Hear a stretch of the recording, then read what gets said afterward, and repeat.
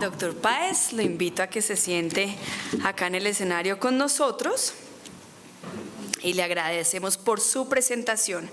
Ahora tengo una nueva invitada acá en el escenario, se trata de la doctora Nancy Raquel Ibarra Palacios. Ella es la directora de Producción y Consumo Sostenible de la ANDI y ella va a ser la moderadora de todos estos temas que hemos hablado, que son muy importantes en el día de hoy. Doctora, le cedo la palabra, creo que le hace falta el micrófono, le voy a llevar este.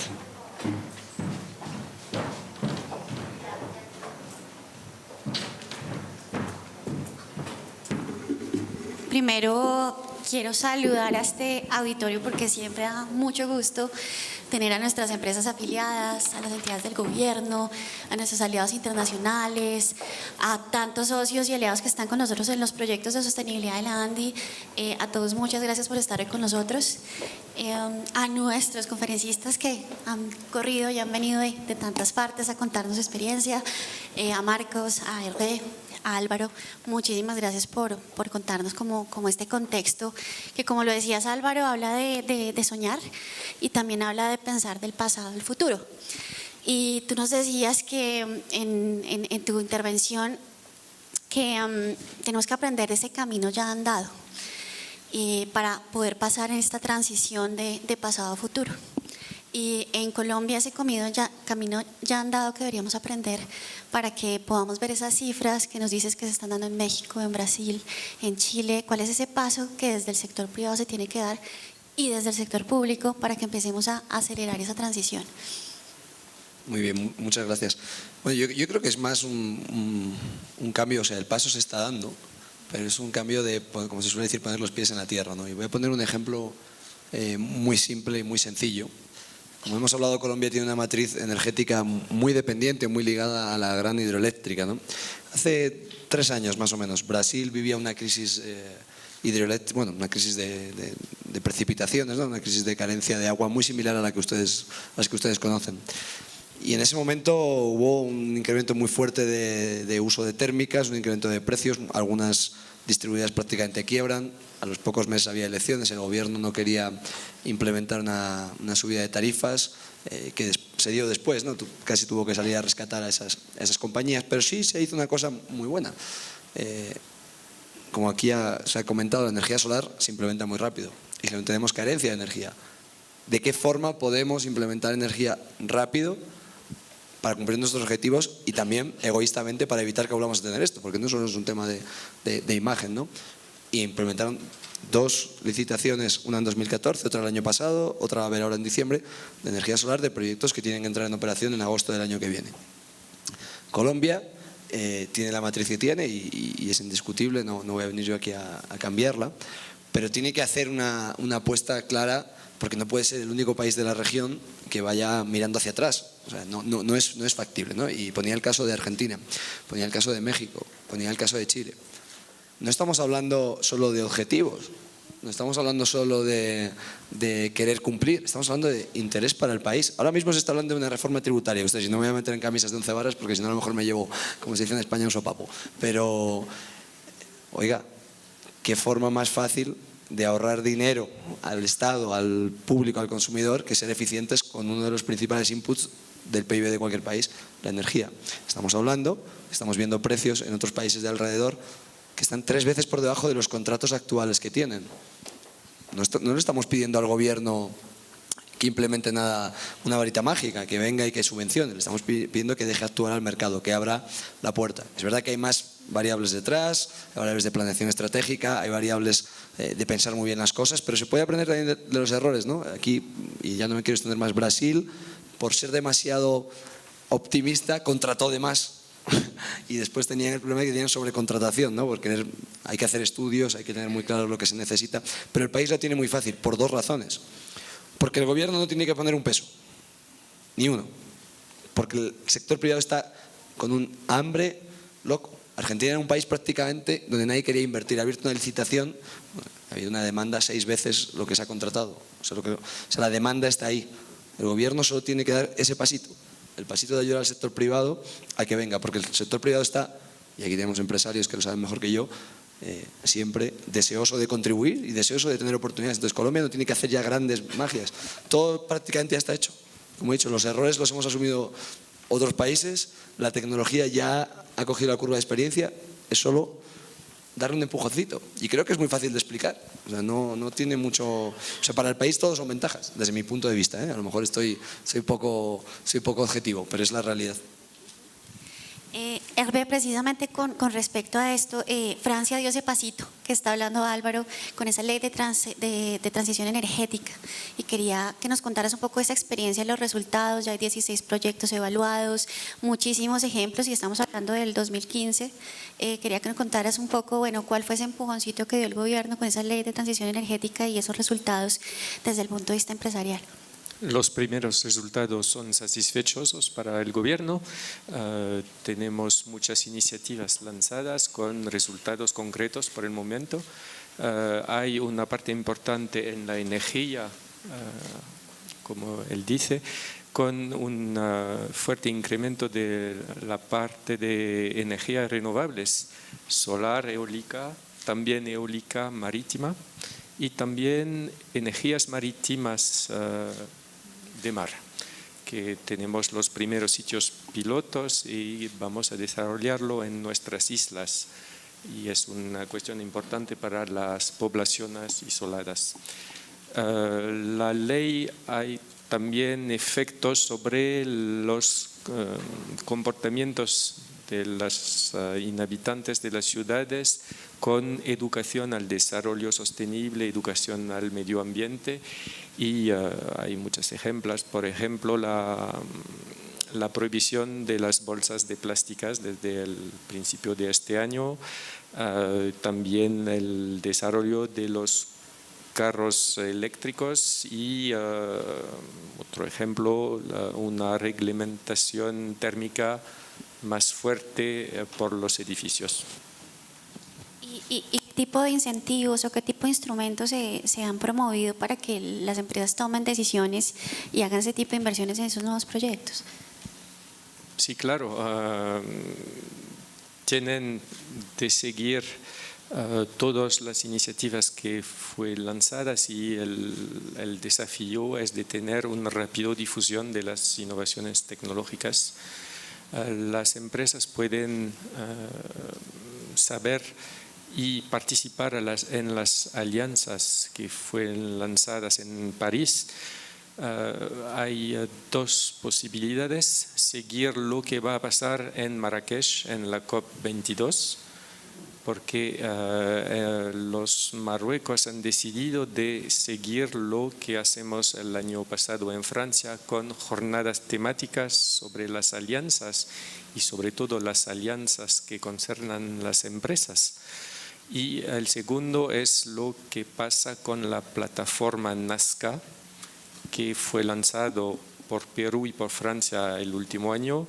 Nazca significa Non-State Actors Zone for Climate Action, y es un registro de todos los compromisos de empresas, de municipios, y es importante para las empresas que quieren tener una visibilidad internacionalmente sobre los proyectos y las iniciativas que desarrollan. Marcos, yo también quería tocar un poco hablando de esas alianzas, de esa generación de confianza. Tú hablabas en la presentación cómo generas confianza entre los actores para que estos proyectos hoy sean una realidad. ¿Cómo han logrado generar esos modelos de negocio viables para hoy tener estos ejemplos en Colombia, y cómo tenemos que seguir generando esa confianza, además de generar una alternativa para unos riesgos que de pronto tenemos en nuestra matriz energética y que podríamos también responder al respecto con este tipo de iniciativas? Sí, de hecho el año pasado estuvimos a puertas de un apagón, ¿no? Que fue una crisis bastante fuerte, y gracias a esa crisis fue que incluso se aceleró la firma de la ley, porque si no, de pronto la ley incluso hasta este momento de pronto no hubiera salido. Pero en ese entonces, si nosotros hubiésemos tenido esa ley, créanos que muchas empresas ya se hubiesen lanzado a desarrollar este tipo de proyectos. La primera reacción que tienen las empresas es: eso funciona en otros países, aquí en Colombia todavía no sabemos. Por eso les mostramos con casos y hechos reales y pues la experiencia que nosotros tenemos en el desarrollo de estos proyectos en toda la región le podemos mostrar de manera satisfactoria estos casos. Nosotros tenemos la costumbre de ¿dónde está? Venga, miremoslo y con datos reales. Es una realidad. Hace 2 semanas estuvimos en el Congreso de FENAVI, porque en Centroamérica, por ejemplo, en el sector avícola, vienen implementando mucho este tipo de tecnologías por los problemas energéticos que tienen y porque cada vez que se les va la luz o tienen problemas de energía, se muere cualquier cantidad de pollos, ¿cierto? Entonces, se diseñaron unos sistemas de respaldo, se cuantificaron las pérdidas y se logró construir un modelo donde les hiciera sentido, ¿cierto? Donde el financiero estuviese tranquilo, donde la persona técnica estuviese tranquila con el sistema de generación que está teniendo o el respaldo de energía para su operación, y que los dueños, gerentes, CEO de las organizaciones vean más allá de lo que están haciendo. Una ventaja que nosotros tenemos en este proceso de construcción y generación de confianza es primero mostrarle la tecnología, y cuando se la mostramos estamos seguros de que ellos se pueden ir lanzando. Por eso lo hemos dicho, arranquen por pilotos, prueben. ¿Ustedes quieren tener algo? Arranquen. No necesariamente tienes que hacer un proyecto gigantesco. Arranca, pruébalo, ten tu data real y a partir de ahí vas a generar confianza. Por eso los casos de costos son muy importantes. Más que mostrar otros que tenemos a nivel de Colombia, ese es el resultado de cómo hacer un piloto, totalmente incrédulos, más por una cultura empresarial, por un dinamismo, unos líderes que están diciendo estamos convencidos, creemos en el tema de sostenibilidad, estamos comprometidos con el tema de reducción de emisiones de CO2, pero venga, tenemos la duda, pero Panasonic nos da confianza. Venga, probemos, hagamos el piloto. Y cómo esas cosas le han dado pie para desarrollar otros proyectos y hoy hablando de todas las tiendas donde pudiésemos desarrollar. Entonces, lo más importante es transmitir la confianza de resultados reales, ¿cierto? Muy importante cómo se diseñan los sistemas para que realmente puedan arrojar los resultados y los modelos financieros al final sean válidos, porque es que un diseño puede dar unos números muy bonitos que al final acorte los periodos de retorno de inversión. Y pueden ser muy atractivos para ciertos clientes. Puede decir, este proyecto me hace más sentido porque el periodo es más corto, pero resulta que los números no le dan. Entonces, es muy importante la seriedad con que se hacen los diseños realmente para tener modelos financieros sólidos. Y es que estamos hablando de proyectos a 25 años de garantía de generación, ¿no? Es un tema de muy largo plazo y que es muy importante que las empresas cuenten con aliados, muchos oferentes que hay en el mercado sólidos para este tipo de temas. Y con respecto a estos modelos, habíamos visto muchos ejemplos hoy hacia edificios inteligentes, hacia el tema de ciudades. ¿Cómo le aterrizamos al sector industrial en esta utilización de estas energías? ¿Cómo lo aterrizamos a nivel técnico y también a nivel de negocio? El sector industrial es uno de los sectores más complejos en Colombia. De hecho, nosotros los tratamos de abordar en primera instancia y realmente por los costos de energía y de pronto por los altos consumos de energía no les hacía mucho sentido. Sin embargo, muchos de estos industriales son grandes contaminantes, ¿cierto? Y hoy en día las presiones de reducciones de emisiones y los controles que están teniendo les está obligando a ver qué otras alternativas pueden tener y que también qué viabilidades financieras o qué viabilidades empresariales les da. Tenemos un caso, por ejemplo, de una maquila que diseñó el proyecto solo sí porque Walmart, su principal cliente, le dijo: necesito en tanto tiempo, toda mi cadena de proveeduría tiene que tener una reducción de emisiones en tanto porcentaje, en tanto tiempo. Lo único que le daba este contexto en ese periodo de tiempo era implementar un proyecto solar. Arrancaron con 250 kilos, hoy tienen más de 2 megas instalados sobre cubierta, pero lo hicieron más que todo fue por la necesidad de que si no estaban dentro de ese contexto, su negocio se podía ver muy seriamente afectado. Entonces, el sector industrial es de los principales jalonadores en este segmento porque también consume mucha energía. El proyecto de Tecnogas es un proyecto que consume de 6 millones de megas. Realmente el sistema que le estamos implementando solamente va a ser como un 7% del total de la carga, pero ellos tienen claro que incluso la matriz energética que ellos tienen, porque solamente un 10% se la compran a la red, 90% son autogeneradores con gas. Y ahora comenzamos nosotros a participar con el tema solar. Entonces también depende de cómo la industria esté mirando este segmento. Y Álvaro, quería preguntarte un poco sobre el discurso de competitividad. ¿Cómo unimos esta transición a esa competitividad desde el punto de vista empresarial? Y te hago la misma pregunta del tema industrial. ¿Cómo podemos también incluirlo dentro de esta visión de eficiencia energética, de uso de nuevas energías para el sector? Mira, yo creo que hay un par de puntos fundamentales. Yo creo que en el sector de energía, como en ningún otro en la economía, las decisiones que uno toma hoy le afectan de forma muy importante en el futuro, tanto a nivel global de países como a nivel de empresas. No son muchos los países que han decidido apostar por un tipo de tecnología y esto va a tener consecuencias en el futuro. El caso de México, por ejemplo, en la región está apostando mucho por el gas porque hoy hay precios baratos. Lo que pase mañana, pues no lo sabemos y de esas decisiones dependerá el futuro. Con las empresas es igual. Yo creo que el sector industrial cada vez está más concienciado, ya no solo por imagen, ¿no? También por costes, como decía. Y voy a poner un par de ejemplos. Por imagen también, se pone aquí un caso de Walmart, pero son muchas las empresas a nivel internacional. Voy a poner el ejemplo de Nestlé, por ejemplo, que tiene mandato de que todas sus plantas y demás tengan energía renovable. Procter & Gamble, todas las plantas que tienen en Latinoamérica tienen su energía de fuente renovable. Nosotros, bueno, somos un fondo de inversión, pero operamos, somos dueños de proyectos de energía y algunos de nuestros clientes son empresas privadas. Por ejemplo, en México nosotros tenemos un parque eólico que tiene 54 megavatios, que vende a 176 tiendas de una cadena que se llama Soriana, que es como el éxito aquí, muy conocida, y esa empresa hizo números en un momento en el que pues, la energía quizás estaba más cara, pero ha mostrado su competitividad y su sostenibilidad y su apoyo a las energías renovables como otras muchas en momentos pues, donde hoy en día el cambio es menos favorable porque el PPA, por ejemplo, es en dólares, pero tienen claro que en su modelo de negocio está apostar por la sostenibilidad. Tienen claro que quieren contribuir a que haya una mejor sociedad porque es una mejor sociedad para ellos también. Y eso es muy importante, es muy importante que el sector privado tenga concienciación, pero lo es también que sea un modelo sostenible. Y cuando hablamos de sostenible, porque muchas veces se habla de sostenibilidad, pero sostenible es que perviva. Y sostenible es que si la empresa está teniendo unos costes menos eficientes, pues difícilmente se le puede aproximar a un empresario a invitarle a que digamos, se incorpore a este sector, porque al final las empresas viven de números y esa es la realidad.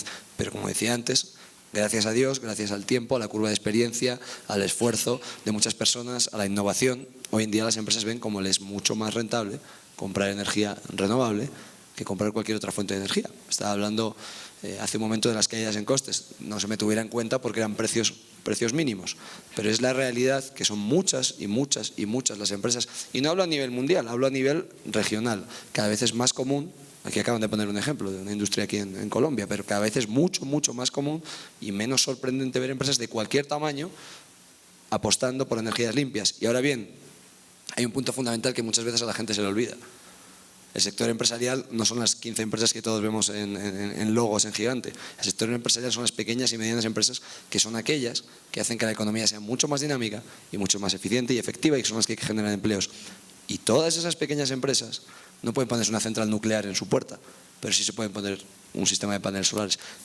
Las leyes, los incentivos que nos llevan a fomentar la generación distribuida, que es lo que comentaba aquí hace un momento el representante de EPM, son fundamentales. Voy a poner otro ejemplo de Panamá, no porque vive ahí. La legislación acaba de cambiar. Había un límite, como hay en muchos países, hasta 500 kilowatts.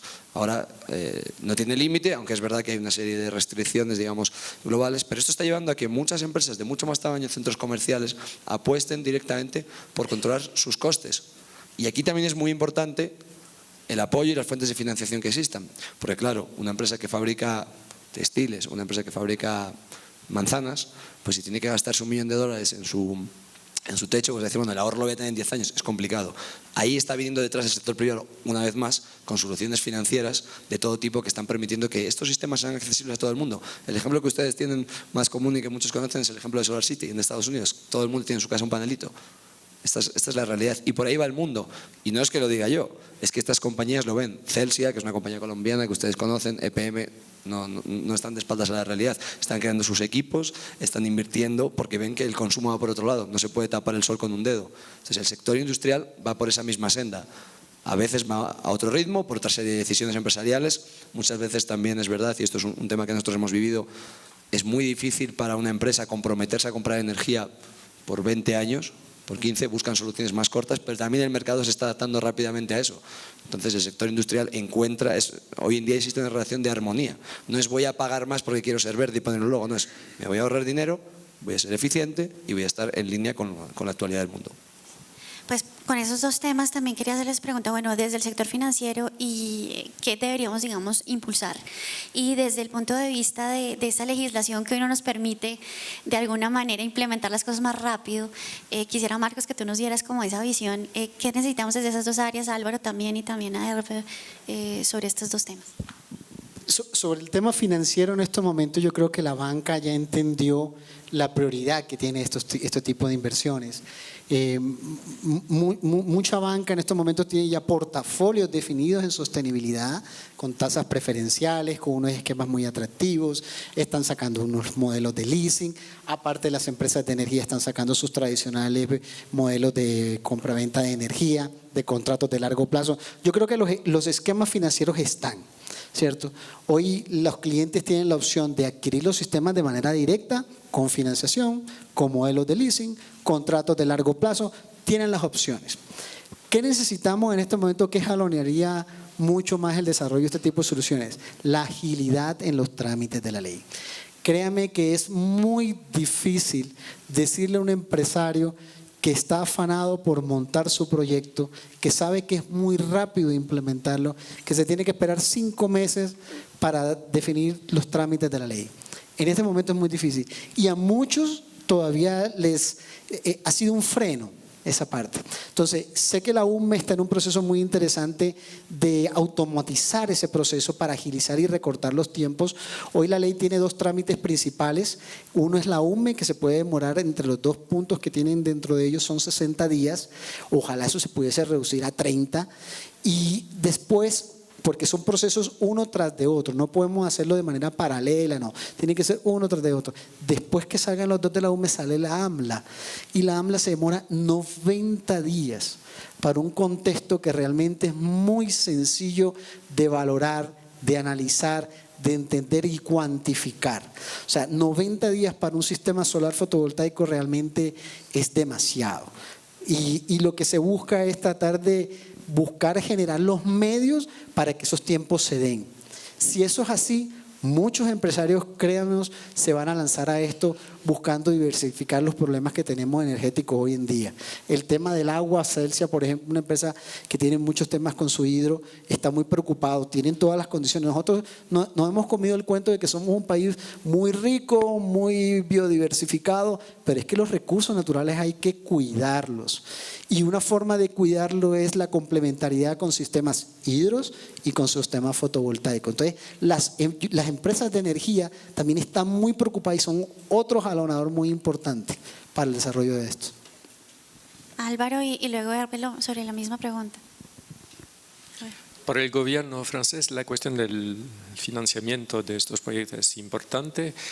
Por ejemplo, el gobierno ha creado específicos fondos para apoyar a las regiones, municipios y empresas que desarrollan proyectos verdes. También hay reducciones de impuestos para ciudadanos que implementan en sus casas soluciones innovativas verdes. Y también por la cooperación internacional, nuestra Agencia Francesa de Desarrollo tiene ya una obligación de hacer 50% de sus préstamos con un objetivo verde también, que puede incluir transportes públicos, agua, desechos. Mira, yo creo que aquí hay un punto que nadie se enfade. Un consejo de ministros, aquí una relación de gobierno es como una familia, es como una casa, ¿no? Hay un presupuesto y todos se tienen que dar tortas para conseguirlo. Yo me imagino al ministro de Hacienda de aquí de Colombia, pues cuando llegara el ministro que llegó con la 1715 y dijera, mira, tengo aquí la solución, y diría, oye, estoy aquí hablando de subir los impuestos y vienes tú con deducciones y encima, claro, es que es un tema que hay que analizar, ¿no? Y es un tema que entiendo que es lo que ha demorado o lo que ha tenido la ley dando vueltas, porque al final estamos hablando de incentivos. Pero hay que ser muy claro en 2 o 3 puntos. Uno, lo hablamos, o sea, no se puede comparar peras con peras y manzanas con manzanas. Los beneficios que tiene la implantación de todos estos proyectos para la competitividad de las empresas al exterior, estamos hablando que la competitividad es un punto muy importante en una época en la que la economía ha estado tocada. 2, los ahorros energéticos que tiene el sistema en general. No podemos mirar solo los ingresos que dejamos de tener porque alguien va a venir a importar paneles y no me va a pagar impuestos. El Estado siempre quiere recaudar, está claro, pues es la idea, pero no tiene que ser así. Entonces, creo que ese miedo, esa barrera que ha generado no ha sido positiva para el mercado, porque en el 2014, cuando se aprobó esta ley, todo el mundo a nivel global pensó que esto iba a ser de un día para otro, como había pasado en otros países, y todo el mundo puso el ojo en Colombia. Sé de compañías que mandaron gente aquí, conozco varias, y pensaron que esto iba a ser el nuevo dorado, ¿no? Todo toma su tiempo, pero ahí el gobierno tiene que ser claro y tiene que hacer cálculos realistas, no solo políticos, porque esto no es un tema político, es un tema de interés general, interés para la economía del país, y los números van más allá de lo que dejo de ingresar por impuestos porque doy exenciones, van al global de la economía, como decía. Entonces es muy importante que el gobierno dé muestras claras, y yo no me quiero meter, como digo, no soy colombiano, si no me voy a llevar un tortazo al final cuando salga de aquí, a lo mejor no me dejan salir del Dorado, pero es muy importante que el gobierno tenga muy claro que tiene que mandar mensajes claros al sector privado. Si hay una duda de si la ley se aplica o no, hemos estado 2 años en el limbo, la aprobación de la AMLA, yo lo llevo escuchando sobre esto 1 año o más, o sea, ya viene, y cuándo viene, y si no viene, y se acaba de venir. Ahora ha habido una modificación hace poco a la 1715, hay tramitándose ahí en el Congreso algo sobre net metering, balance neto. Está muy bien, la gente está muy expectante, pero hay que dar un poco más de agilidad y tenemos que contribuir, como decía, el sector privado está ahí, está esperando, tiene las ganas, tiene la energía, tiene todos los incentivos.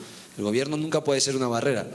A lo mejor que no ayude, pero por lo menos que no frene, ¿no? Que se ponga pues como aquel que se pone frente al toro. Entonces creo que eso es muy importante porque el deseo está, es decir, y para Colombia es algo muy positivo. Yo creo que no hace falta, como decía, no hay que hacer grandes cuestiones, el gobierno solo tiene que dar ese pequeño empujoncito, ayudar a que las cosas vayan más rápido y dejar al sector privado que venga detrás. O sea, es muy demostrable y políticamente, y no me quiero meter en algo, como digo, que no me toca, es muy vendible que a nivel general es de interés para el país, o sea, de beneficios para toda la economía, para la población al final, que va a ver como sus cuentas de luz al final también van a bajar porque hay muchos estratos subsidiados. O sea, eso al final cuesta dinero a todos. O sea, eso es otro tipo de impuesto de otra manera. Si tenemos generación más barata, pues también nos ahorramos por allá, y eso hay que explicarlo. O sea, hace falta mucha pedagogía, que muchas veces no existe esa pedagogía.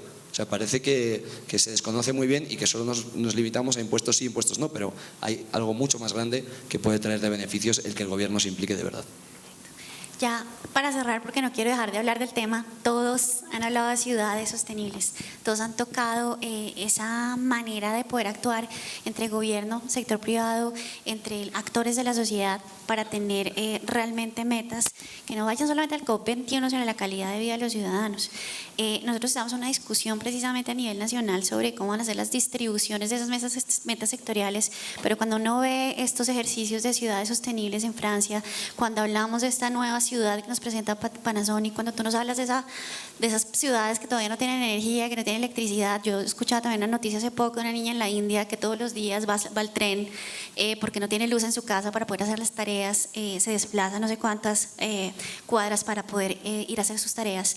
Entonces, ¿cómo le damos ese vuelco para que esas metas no se vuelvan unos topes necesariamente de reducción de emisiones, sino donde tengamos esos proyectos concretos para lograr unas metas que sean país realmente? Entonces, ¿cómo en ese tema deberíamos ir hacia allá? Esa debe ser la visión para que realmente cumplamos con esta visión COP21. Marcos.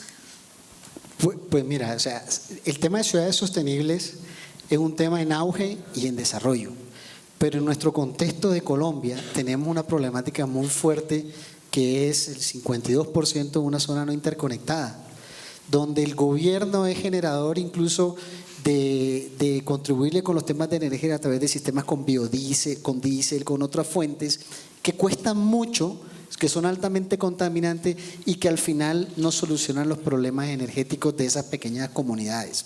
Hacía referencia a que en otros países tienen que ir con una linternita. Aquí lo viven, aquí se viven, aquí al lado, o sea, en comunidades muy cercanas a nosotros todavía no tienen luz. Nosotros como Panasonic tenemos un programa que se llama 1 millón de linternas y a través de todo el mundo hemos ido dando esas linternas solares contribuyendo. Hoy en Colombia el gobierno tiene que venir jalonando esa parte. De hecho, hemos visto muy involucrada al IPSE, que es la responsable de esas zonas no interconectadas, generando ese tipo de proyectos de gran escala, no contextualizándolo en pequeños chiquitos como pañitos de agua en ciertos tipos de soluciones, sino en proyectos realmente que puedan llegar un poco más allá en comunidades y que puedan generar desarrollo, bienestar a esas regiones. Anotado ese tema, Las ciudades es otro contexto. Acá lo podemos seguir desarrollando, pero necesitamos que se involucren mucho las empresas de energía. Las utility hoy son las principales ganadoras de este tema.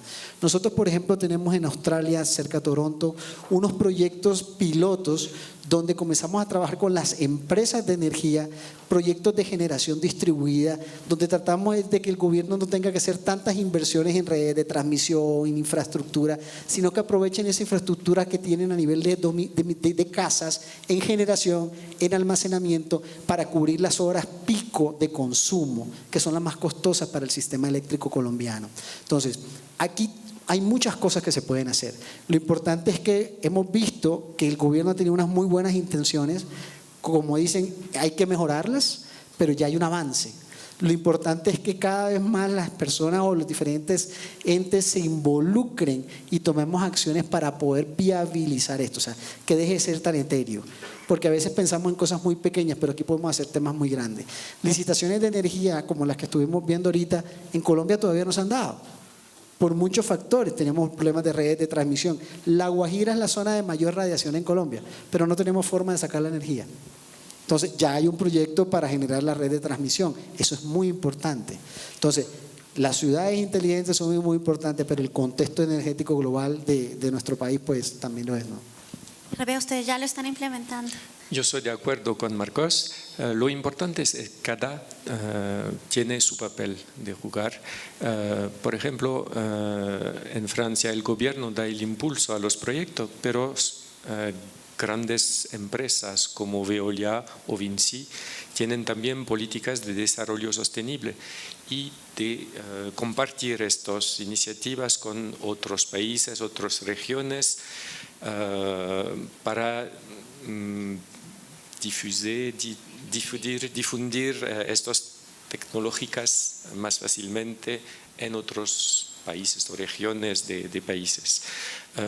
Lo importante es también de demostrar que innovación tiene un costo financiero, pero a veces es más caro que los inconvenientes que tienen que pagar en los años detrás de proyectos que no son verdes.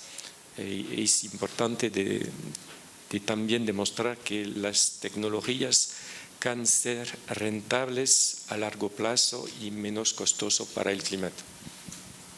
Y Álvaro, para cerrar. Muy rápido. O sea, vuelvo un poco a lo que decía y me van a llamar pesado. O sea, yo creo que aquí en Colombia tienen pasado, presente y futuro. Hablando de movilidad, hablando de energía y hablando de todo. Hay zonas que todavía no tienen luz, como decíamos. Pero hablamos todo el rato de energía y no hay que olvidar que energía es más allá de electricidad. Energía es todo. El petróleo que nosotros utilizamos para movernos, eso es energía también. Y la energía contiene muchas más cuestiones y muchos más puntos que hay que trabajar. Entonces, digo, tenemos pasado, presente, futuro. Tenemos zonas que no tienen ni la más mínima electricidad. Tenemos áreas como esta ciudad que tiene un tráfico pues, que no lo voy a describir, pero que todos ustedes lo conocen, y que eso, al final, no trabajar en esos puntos, ya se está hablando del metro, parece ser, al final eso cuesta, y cuesta a todos los niveles, no solo en tema energético, cuesta en la productividad de las compañías, en el tiempo de las personas. Y tenéis una ciudad que hace muy pocos días he estado por allá, Medellín, que tiene un metro, yo me he sentido, vamos, mejor que en Europa prácticamente. Y eso es posible, es viable, está ahí, no hay que pensar más allá. Ahora, hace falta compromiso y hace falta ponerse enfrente de los problemas y decir, esto hay que hacerlo. Porque la movilidad de las ciudades no depende solo, y las ciudades inteligentes, esto queda muy bonito en el papel, queda muy bonito en las presentaciones, pero a la hora de la verdad hay que tomar decisiones. A mí me encanta a cada país que voy irme a todas las esquinitas del país.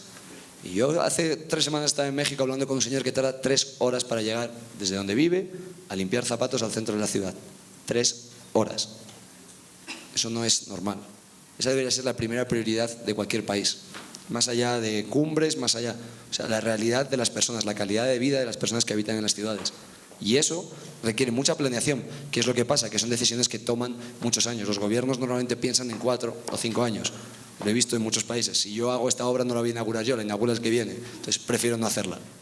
Prefiero dedicarme a cosas que se vean en el día a día. Pero nos hace falta compromiso general a nivel de país y a nivel de ciudades de saber que tenemos que tener mejor calidad de vida. Eso es fundamental. Ese tiene que ser el objetivo 1. la calidad de vida de las personas que habitan. Y para eso hay que tomar muchas medidas, está claro. Sigamos soñando despiertos hacia un nuevo clima y ya creo que todos tenemos hambre, entonces vamos a almorzar. Un abrazo.